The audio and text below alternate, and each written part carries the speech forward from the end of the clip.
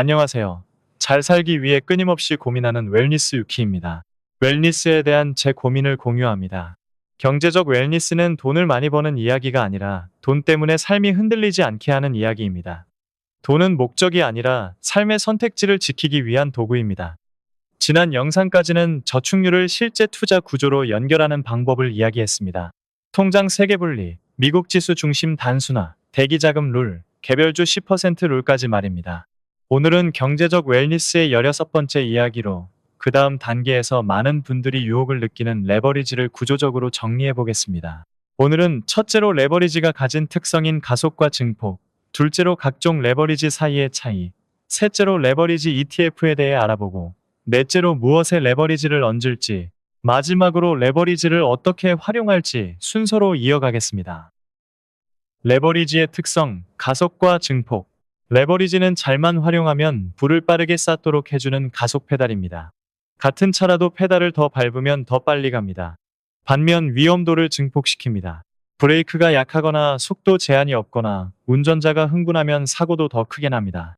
이런 의미에서 레버리지는 양날의 검입니다. 특성을 잘 이해하고 전략적으로 활용하면 불을 가속하는 도구가 되지만 삐끗하면 손실을 확대해 계획을 깨뜨릴 수도 있습니다. 때문에 레버리지를 활용하려면 기초적인 공부부터 선행해야 합니다. 레버리지는 간단히 말하면 내 돈에 남의 돈을 더해 시장 노출을 키우는 방식입니다. 이를 대출을 활용하여 실현시킬 수도 있지만 파생구조를 활용하여 실현시킬 수도 있습니다.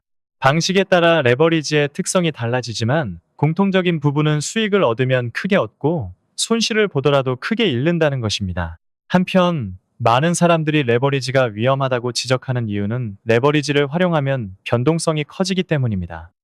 수익을 볼 때는 수익도 커져서 좋지만 손실을 볼 때는 손실도 같은 배수로 커집니다.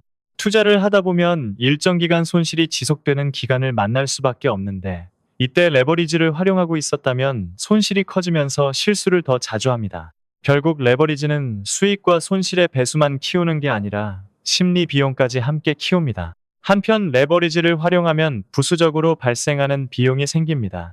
대출을 받아서 레버리지를 쓰면 이자를 내야 하고 레버리지 ETF를 사게 되면 각종 금융비용과 운용수수료가 가격에 반영되어 시간이 지나면 서서히 녹아내립니다. 또한 신용이나 선물에서는 일정 금액 이하로 떨어지면 증거금을 더 넣지 못하면 강제로 청산되는 리스크가 있고 옵션의 경우에는 시간이 지나면서 시간 프리미엄이 감소하면서 정확하게 예측을 했어도 손해를 보는 상황도 발생하게 됩니다.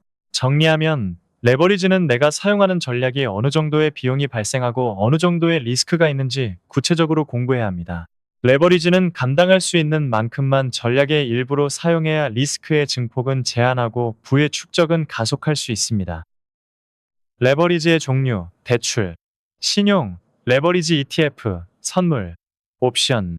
레버리지는 내가 갖고 있는 돈으로 현물을 사는 것보다 더 큰 노출을 만들어내는 것을 말합니다. 가장 직관적인 방법으로는 은행에서 신용대출을 받아 원래 살 수 있는 만큼보다 더 사는 방법이 있습니다. 예를 들어 수중에 3천만 원의 자금이 있는데 3천만 원을 대출을 받아서 나스닥 100을 매수한다면 기존 자금으로 매수할 수 있는 것보다 2배의 노출을 만들어낼 수 있습니다. 비용은 은행의 이자만큼이며 주식의 가격이 하락한다고 강제 청산이 발생하지는 않습니다. 다른 방식으로는 신용거래와 주식담보대출이 있습니다. 둘 다 증권사를 통해 쓸 수 있는 레버리지입니다. 신용거래는 주식을 매수할 때의 일정 비율만큼 융자가 자동으로 실행되고 주식을 매도할 때에 자동으로 상환이 이루어지는 방식입니다. 주식담보대출은 가지고 있는 주식을 담보로 일정 비율의 금액을 대출할 수 있고 이 자금을 활용하여 주식을 매매하거나 다른 용도로 사용할 수 있습니다. 비용으로는 이자가 있는데 일반적으로 은행에서 받는 대출보다는 이율이 높은 편입니다. 방식의 차이는 있지만 두 가지 방식 모두 일정 비율의 담보 유지 비율이 있어서 이를 유지하지 못하면 강제 청산이 발생하게 됩니다. 레버리지 ETF는 개인이 가장 쉽게 접근하는 형태 중 하나입니다. 많은 경우 기초자산의 일일 수익률의 배수를 추종하는 방식이며 2배부터 5배까지 다양한 상품이 있습니다. 비용으로 수수료와 다양한 금융비용이 들어가며 하루의 손실이 마이너스 100%가 발생하며 즉시 청산되는 위험성이 있습니다. 예를 들어 3배 레버리지 상품의 경우 기초자산이 하루 만에 33.3%가 하락하면 청산될 수 있습니다. 일일 수익률의 배수를 추종하기 때문에 각종 다양한 예상하기 힘든 효과들이 부가적으로 발생하는데 이 부분은 뒤에서 다루도록 하겠습니다. 선물은 증거금이라는 형태로 레버리지가 발생합니다. 매일 손익이 정산되고 손실이 커지면 증거금 추가 납입이 필요할 수 있습니다. 여기서도 핵심은 증거금을 추가 납입할 수 없어지는 순간 내 의지와 관계없이 포지션이 종료될 수 있다는 점입니다. 그리고 경우에 따라서는 손실이 증거금을 초과하여 추가 납입 의무가 생기는 경우도 있습니다. 옵션은 레버리지라는 표현이 조심스럽습니다. 옵션은 만기와 변동성 같은 변수에 의해 가치가 결정됩니다.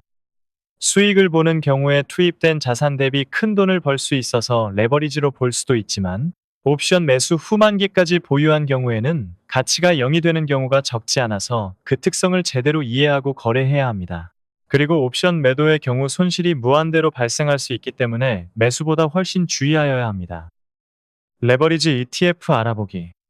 대부분의 레버리지 ETF는 일일 수익률의 배수를 추종하기 때문에 여기서는 그에 한정되어 다루도록 하겠습니다. 대표적인 레버리지 ETF로는 나스닥 100을 추종하는 QQQ에 대한 2배 레버리지인 QLD와 3배 레버리지인 TQQQ가 있습니다. 예를 들어 QQQ가 오늘 1% 상승하였다면 QLD는 2% 상승하고 TQQQ는 3% 상승하게 됩니다.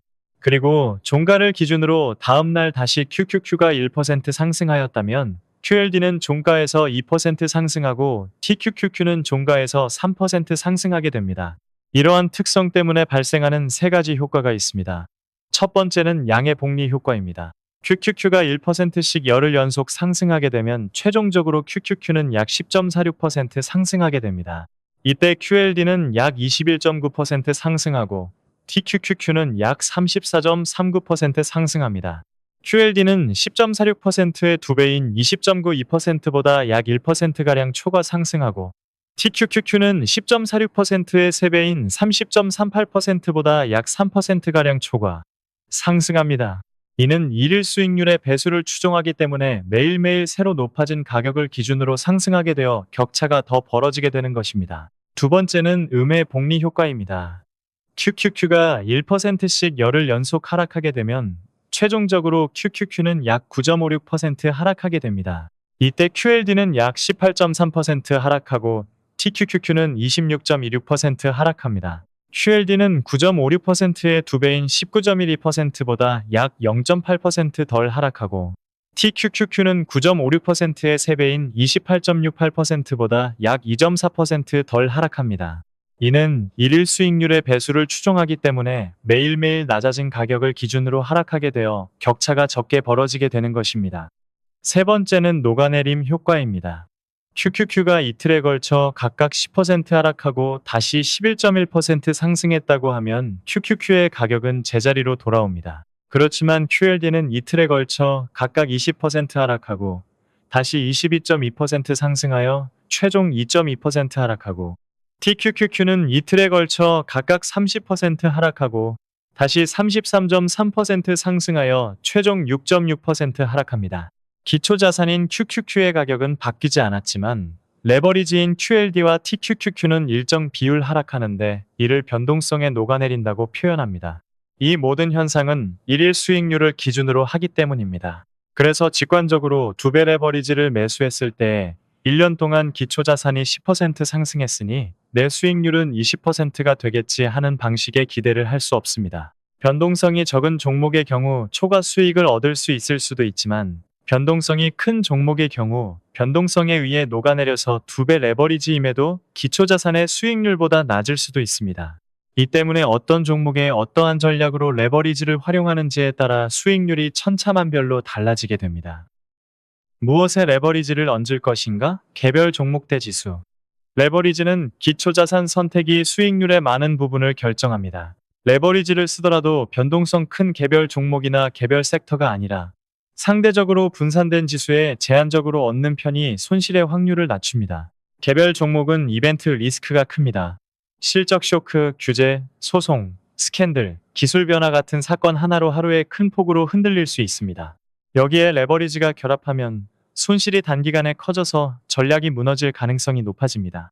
어떤 종목이 하루 20% 하락하면 3배 레버리지 구조에서는 60% 하락하는 큰 충격이 될 수 있습니다. 반면 지수는 여러 종목으로 분산되어 단일 리스크가 완화됩니다. 그래서 지수라서 안전하다기보다 지수는 특정 이벤트 하나로 폭락할 가능성이 상대적으로 낮다 정도로 이해하는 게 정확합니다. 다만 지수도 큰 하락이 가능합니다. 2000년대 초반, 2008년 금융위기, 2020년 팬데믹 쇼크, 2022년 긴축 구간처럼 큰 변동이 나온 시기는 언제든 다시 올 수 있습니다. 따라서 지수의 레버리지를 얻는다고 해서 리스크가 사라지는 건 아닙니다. 그래서 저는 원칙을 이렇게 세웁니다. 개별 종목의 레버리지는 금지하고 지수 레버리지는 제한적으로 활용합니다. 레버리지의 속성에 리스크 증폭이 있다면 기초자산은 최소한 그 증폭에 견딜 수 있는 안정성을 갖춰야 합니다. 다만 기초자산을 지수로 잡았다고 끝이 아닙니다. 레버리지는 어떤 전략으로 운용하여 리스크 증폭은 제한하고 부의 가속은 촉진할지가 더 중요합니다. 레버리지를 어떻게 써야 하는가? 노출 조절 전략. 레버리지가 포함된 전략을 계획하려면 먼저 내가 감당할 수 있는 리스크의 범위를 명확히 하는 것이 필요합니다. 하지만 투자의 경험이 길지 않다면 이에 대한 판단이 잘 되지 않으므로 되도록 보수적으로 판단해야 합니다. 이러한 측면에서 지수 투자를 기본으로 하되 레버리지의 비중을 조절하여 증폭되는 리스크는 제한하고 부의 가속은 극대화하는 전략을 제시해 보겠습니다. 앞에서 살펴보았듯이 레버리지를 통해 수익을 보기 위해서는 내릴 확률보다 오를 확률이 더 큰 경우에 투자하여야 합니다. 그리고 양의 복리를 활용할 수 있는 조건에서 녹아내리는 효과를 최소화할 수 있어야 합니다.